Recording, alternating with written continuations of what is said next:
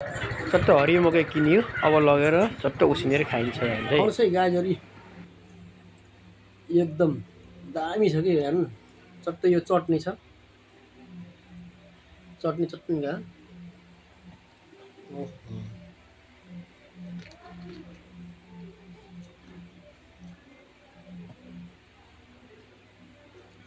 तपाईँहरू हरियो मकै खानुहोस् है, दामी प्रोटिन पाइन्छ है। चटनी चट्ट वा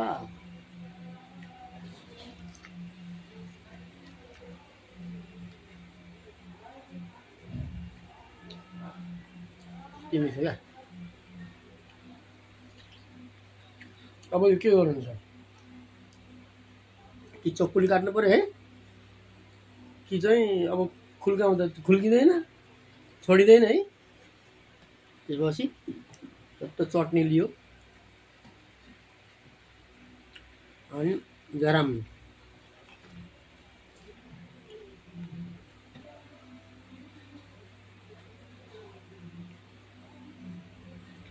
हरियो मकै चट्ट सस्तो पनि छ, गजब छ, मिठो छ, ताजा।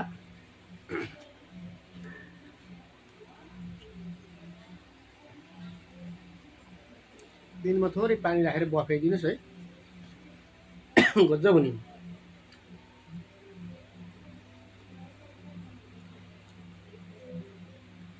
यसैमा नुन दलेर खाँदा नि हुन्छ, यसै नुन दल्ने चटनी। त्यसपछि बाँदर स्टाइल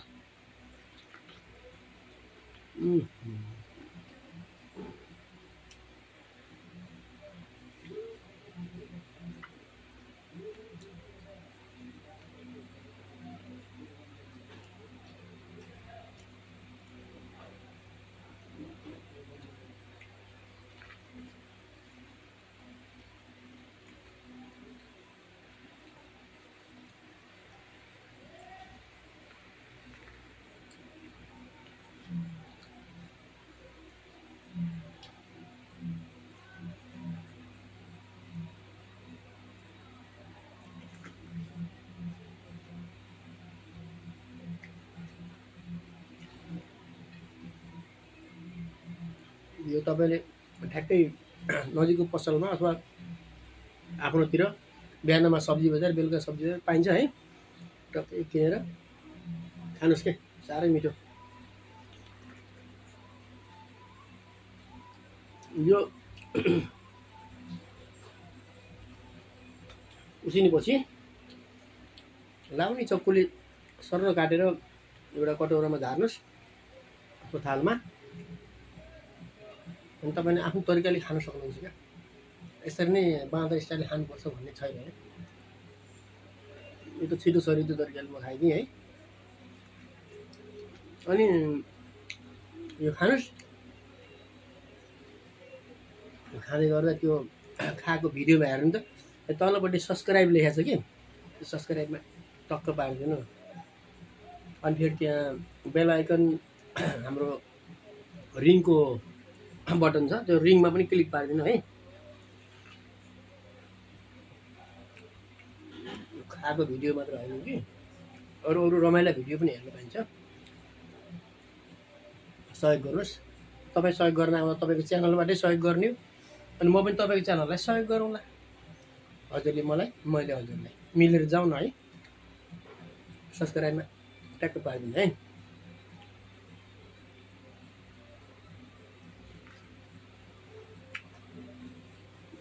कसैलाई यो त्यसै मन पर्दैन होला, त्यस्तो भयो भने अगाडि नुन राखिदिए पनि हुन्छ। पानीमा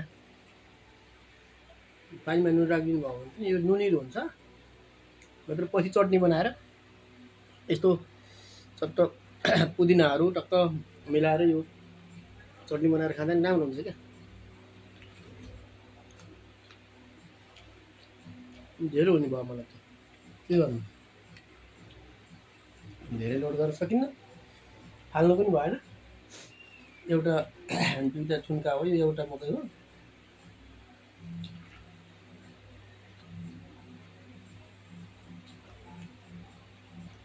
मैले त्यो खोस्टोसितको त्यो हरियो कहाँबाट किनेर लिएर आएँ त्यो पनि भिडियो राखेको छु है, हेर्नुहोस् है, त्यहाँ अर्को भिडियोमा छ।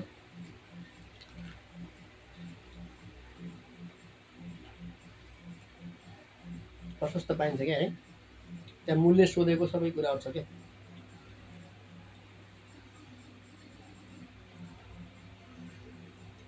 ₹5 यस्तो 3वटा दिँदो रहेछ। अनि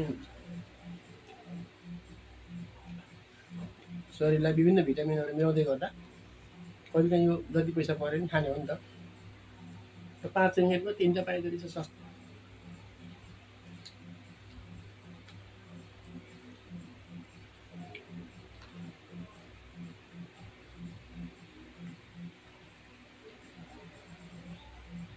अहिले त सब चिज परेको यो के भन्छ, हाततिर मकै खोइला भन्छ यो खाइसकेपछि बाँकी रहेकोलाई, कसैले डाँठ पनि भन्छ होला। यो फेरि तपाईँको आजभोलि पहिला सुकाउने, पछि ओस्याउने, अनि यसको छेउमा त्यो के भन्छ, यहाँ चिन्नवान भन्छ कि मसरुम नेपालमा च्याउ, अनि च्याउ पनि गजब हुँदो रहेछ नि यसमा है। अहिले कस्तो कस्तो टेक्निकल कुराहरू आउँछ क्या, गजबले च्याउ उत्पादन गर्न सकिँदो रहेछ नि यो मकैको खोइलामा।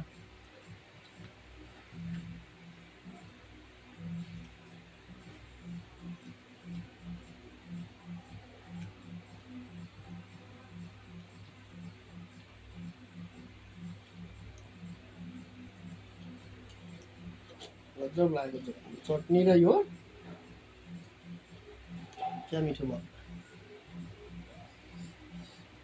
मलाई धेरै भयो भन्दा भन्दै मैले सक्ने भएँ है।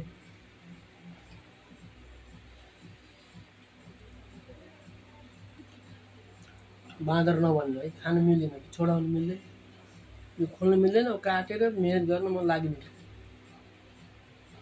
त्यो त मिहिनेत गर्न खाएर भइन्छ, त्यही भएर म त दनादन दिन थालेँ।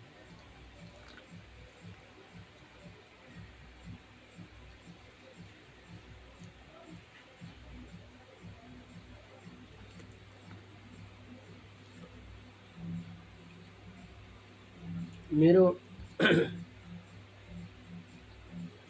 प्यारा प्यारा अडिसन दर्शकहरू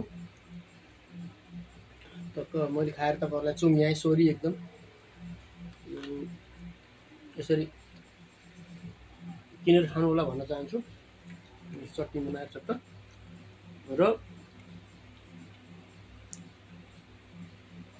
पुनः भन्न चाहेँ, यदि नयाँ सदस्य हुनुहुन्छ भने त्यो सब्सक्राइब बटनमा सब्सक्राइब गरिदिनु है। मैले हजुरको सब्सक्राइब पैँचो तिर्नेछु, गुण तिर्नेछु है।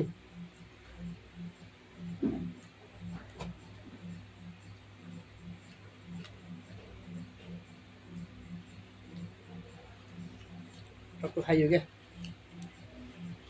अब समयको माग अनुसार त्यो खाएको भिडियो पनि राख्नै पर्ने हुँदो रहेछ। सरी है एकदमै।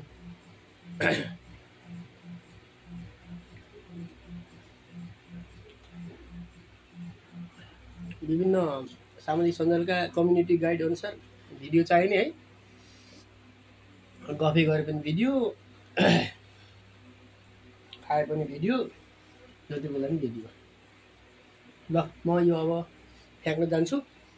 चटनी खाना भ्याउन सकिएन है, अलिक पिरो पिरो पनि रहेछ।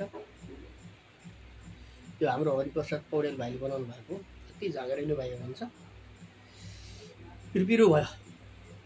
ल फेरि भन्न चाहेँ, सब्सक्राइब गर्न नभुल्नु होला, बेल आइकनमा थिच्नु होला। फेरि फेरि पनि मैले राखेका भिडियोहरू तपाईँसँग नोटिफिकेसन फ्याक्छ होइन। अनि टक्क हेर्नुहोस् कस्तो भिडियो राखेको छ सिएलपी ब्लगमा भनेर माया गरिदिनु भएको छ। अझै पनि माया गरिराख्नु होला भन्दै यो मकैको खोइला चटनी सबैसित तपाईँहरूसित बिदा हुन चाहन्छु। हस् त, यहाँहरूलाई नमस्ते, शुभ दिन, बाई बाई।